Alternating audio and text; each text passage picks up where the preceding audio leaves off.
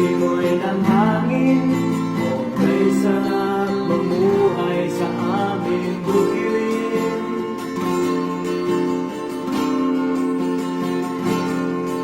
Habang ika'y nagtatanim, pagod ay hindi mo mapapansin. Wala nang hahanapin kapag ikaw ay nasa aming bukirin.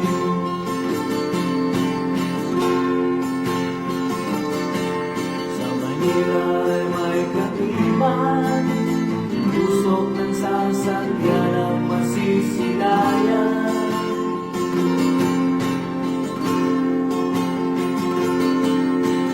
Sa bukirin ay simple lang